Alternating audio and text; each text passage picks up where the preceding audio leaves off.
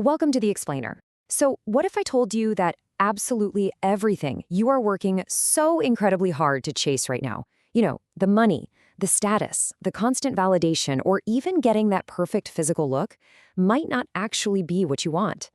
It sounds kind of wild, I know, but it's actually a perfect psychological trap.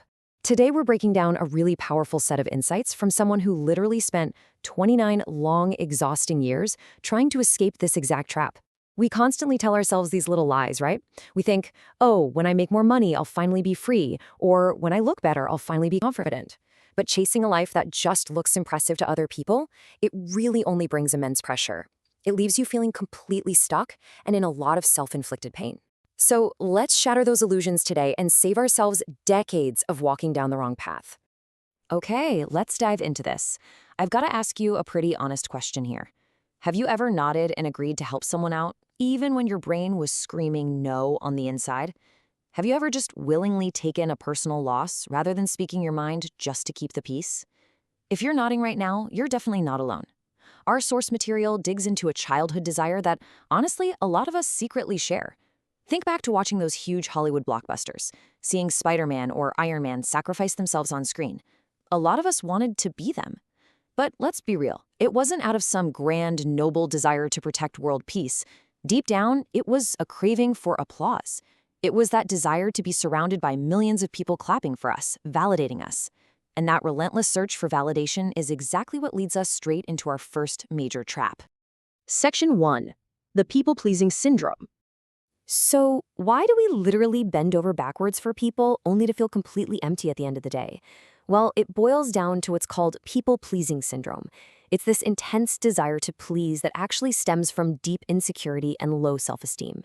You essentially turn into an emotional mind detector. You're constantly scanning facial expressions, swallowing your own feelings, and just chipping away at your own ego just to fit whatever everyone else expects of you. You build up this nice, pleasant little shell. And sure, you get praised for being reasonable or easygoing. But here's the critical realization. People who have this syndrome don't actually want to rescue anyone. What you are desperately searching for is a sense of belonging, validation, love. You're basically trying to buy love with sacrifice. But the truth is, you deserve love simply because you exist, not because you're useful to someone else. Moving right along to Section 2, the myth of physical perfection. Now, this whole need for external validation doesn't just mess with how we treat other people. It heavily impacts how we treat our own bodies, too. 200. Our source shared a really raw, deeply personal story about weighing over 200 pounds and struggling with some profound self-loathing. Every single time a relationship fell apart, or they finally gathered the courage to confess their feelings and got rejected, they immediately blamed the scale. The toxic belief was always, it's because I'm too fat, it's because I'm ugly. And this obsession just completely manipulated their mind. It led to this desperate conviction that if they just had a six-pack, they'd find true love and absolutely never, ever get hurt again. But here is the reality of what happens when you actually hit that huge physical goal. First up was the obsessive gym routine. We're talking working out like a machine, meticulously counting every single gram of food for over a solid year. Then came step 2, actually achieving the six-pack. They transformed. They got the admiring looks, the compliments, they even got into new relationships. But then, step 3 of this journey hits. The fear remained. It didn't go away. Even with the so-called perfect body, they were terrified. They were afraid that eating a single piece of cake would make them fat again.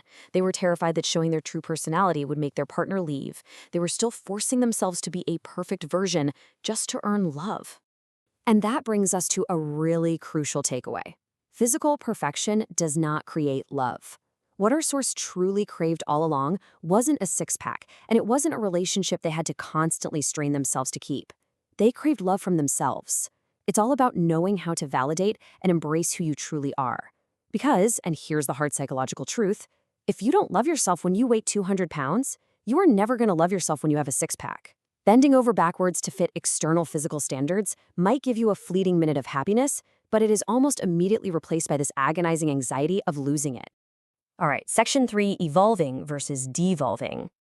Our source actually spent 3 months volunteering at a nursing home, and this brilliantly illustrates 2 totally diverging paths of the human mindset. On one side, you've got what we can call the unscratched Powerball mindset. These were folks who spent their days complaining, loud news blaring on the TV, stacks of unscratched lottery tickets just sitting on the table. When you asked what they'd do if they won, they didn't even have personal desires left. They were just going to leave it to their kids. They'd sit staring at photos of themselves in their 20s, poking at their wrinkles, sighing that growing old felt like a failure. They were completely stuck in regret. But on the flip side, you have the tomato plant mindset. These folks, sure, they were in pain, but their eyes literally had light in them. They were so excited to learn how to FaceTime their grandkids, bragging about winning at bingo, and just finding daily purpose in the present moment. One elderly man actually laughed and said, "Don't look at me limping. Look at this tomato plant I just grew instead. It's growing faster than I am." I mean, wow, right? That gets straight to the core psychological truth here. We never just stand still in life. We are constantly either evolving or devolving. If you refuse to grow or learn or experience new things, your soul kind of slowly dies. Your world shrinks down into this tiny box of prejudice and fear. And listen, that obsession with what others think of you, it won't automatically disappear just because you age. It will follow you and wear down your peace right to the end, unless you make the deliberate choice to keep evolving. Which leads us to Section 4, escaping the safety cage. So what is it that keeps us trapped in this illusion of safety? Well, our source was stuck in the stable job that they had absolutely zero interest in. They were paralyzed by fear. Fear of debt, fear of bills, fear of just being a failure. But then they asked themselves this huge pivotal question. If I am still here 10 years from now, just because I am afraid, how will I feel? And the answer is this one stark word: regret. The source realized the fear wasn't even really about the bills. It was a total lack of belief in their own ability to adapt. They had attached their entire sense of self-worth to a job label. Think about it. What we often call safety is, in reality, just a cage that is locked entirely from the inside.